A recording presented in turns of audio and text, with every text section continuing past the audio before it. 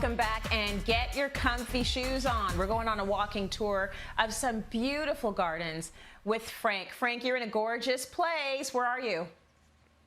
I'm at the Toronto Botanical Gardens, and what I like about botanical gardens is most major cities and communities will have a botanical garden that you could just go, and many of them are totally free to go for a walk, and you can always remain socially distanced. You're in an outdoor environment, you're within beauty, and you can learn a lot. Now, it is gorgeous, like visibly stunning, but you even have other reasons why we should go there and visit, don't you? Yeah, so when you walk through a botanical gardens, there's many lessons that you can learn, and especially if you're just starting to do your own garden or you're getting more into gardening, you know, it's really good to become knowledgeable about the plants that work in your zone, in your hardiness zone. So you can walk through and see many different perennial plants, how they're blooming, how they're performing, as well as you can see the mature size of trees and shrubs, so that you can also start to think about incorporating them into your home garden. A botanical garden as well generally has a lot of programming that's available. There's also everything that's signed throughout the garden. It is, if you're a photographer, it is the place that you want to be. If you want to see pollinators at work, you want to see bees, you want to see butterflies, and you want to teach your kids those lessons, it's fantastic for that. Hummingbirds as well. And this morning we've been seeing, earlier on this morning, we saw a fox just roaming around. So you never know what you're going to see, but you'll definitely learn, and your eyes will explode with color.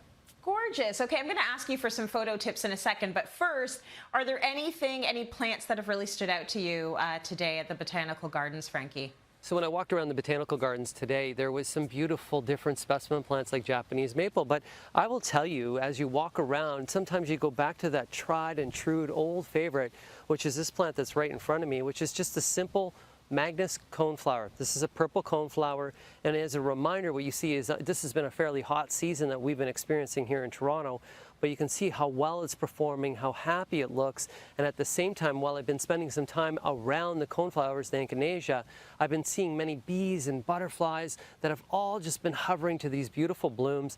They have medicinal value as well. It's a prairie plant, so it's disease resistant, it's drought tolerant, it has a long bloom period, it's great for pollinators, it has a beautiful sturdy flower that can work as a cut flower, and to me, that is a plant that I would call an easy by Frankie plant, but that there is a winner overall.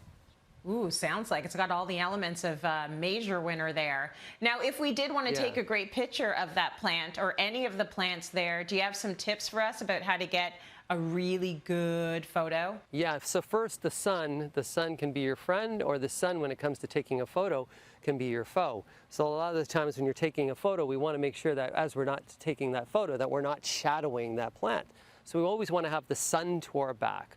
Often what you want to do is when you're taking that photo of that plant as well, is you want to take some different angles. Sometimes it's nice to take a look at it over above, and that's normally how we'll look at a flower, but sometimes those lower angles, even if you can get down a little bit lower and take a little bit of a picture, some of those angles will give you different perspective. And that's the whole thing about photography, is that different perspective, even with taking this photo with the sky, and you can see the clouds with that plant in the front.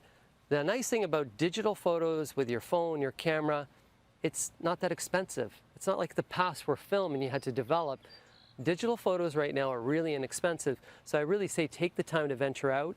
And a reminder, this is Instagram, this is the rest of the world right here. So if you want some of those photos that you can expand out, you're gonna hear about horizontal, make sure that you are taking a collection of photos, both angles as well.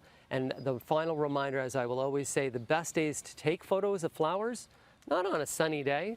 The best day to take photos of flowers is on an overcast, cloudy day when you have evening light, or you have those money spots for photos. And what they mean by those money spots is when sun rises or sun sets, there's just this wonderful glow around plants that are the perfect